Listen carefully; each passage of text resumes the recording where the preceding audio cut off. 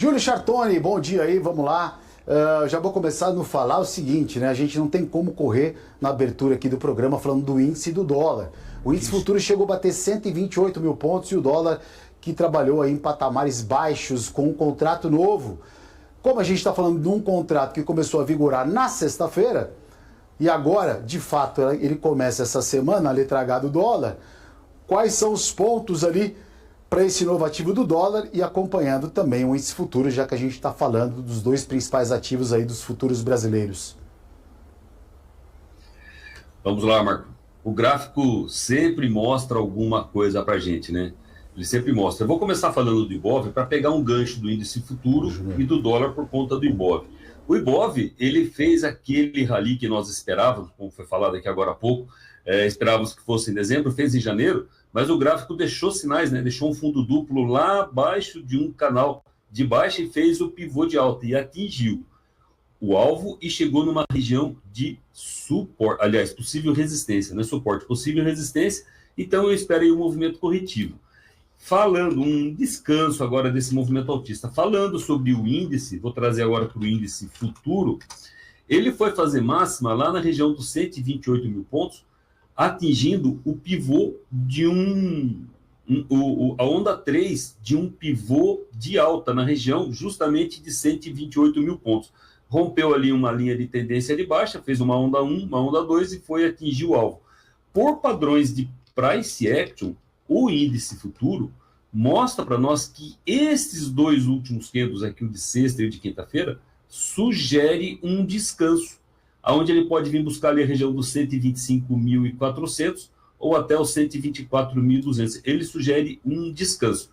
Vai desconfigurar isso se ele ganhar força e trabalhar acima dos 128 mil pontos. Aí ele pode buscar regiões das médias de 200 períodos, lá na região dos 130 mil pontos, 131. Mas, por conta deste padrãozinho de price action, eu espero aí o pregão de hoje, de amanhã, um pouco mais calmo, um pouco mais tomando um fôlego para ele poder ter esse movimento de alta. Já o nosso dólar futuro, Marco, ele está trabalhando ainda, eu deixo ele aqui na sequência futura, porque daí ele atualiza a série para nós, né? Ele tem ali uma sombra para cima e uma sombra para baixo, dentro de um canal de baixa. O dólar, ele tem ainda o mesmo range aqui que eu desenhei semana passada. Para mim, o dólar pode trabalhar entre 5.780 e aqui um pouquinho mais abaixo, e 5.980. Ele tem este range aqui para esta semana, tá? Que eu vejo, ele tem um range aí de 200 pontos.